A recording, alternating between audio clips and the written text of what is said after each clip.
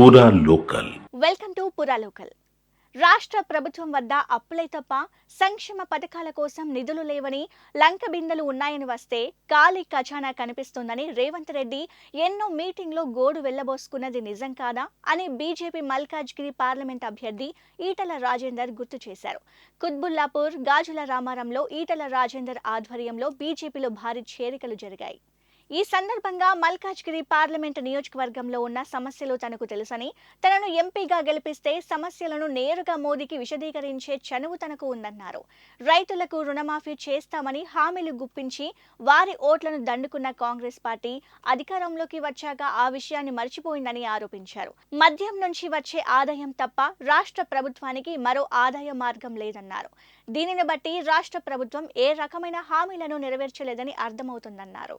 5 ఏళ్లుగా మనం తింటున్న బియ్యం, మనకొస్తున్న బియ్యం కేంద్ర ప్రభుత్వం నరేంద్ర మోడీ గారు పంపించిన బియ్యమే.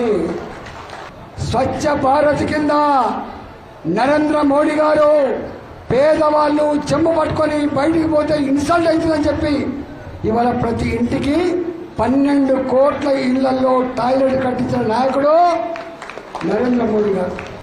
పేదవాళ్లకు మీ బ్యాంక్ అకౌంట్లు ఓపెన్ చేసిండా?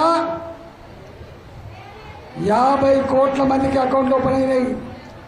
ఇవాళ మీరు ఊర్లలో మీ వ్యాపారాలలో మునుపటి లెక్క పైసలు తీసుకొని పోయి అక్కర లేకుండా, చిల్లర పైసలు అక్కర లేకుండా నువ్వు కూరగాయలు కొనుక్కోవడానికి పో, పనులు కొనుక్కోవడానికి పో.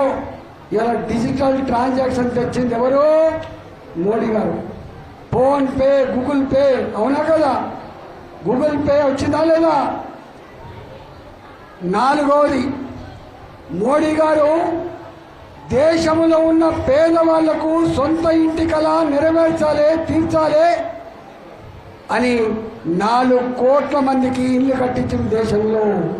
కానీ ఇక్కడ మాత్రం కేసీఆర్ అహంకారంతో నువ్వేందా నాకు ఇచ్చేది, మోడీ ఏంది, కీడి ఏందని చెప్పి నేను కట్టితో చూడని చెప్పి డబుల్ బెడ్రూమ్లు కట్టిస్తా అని చెప్పి కట్టించిందా?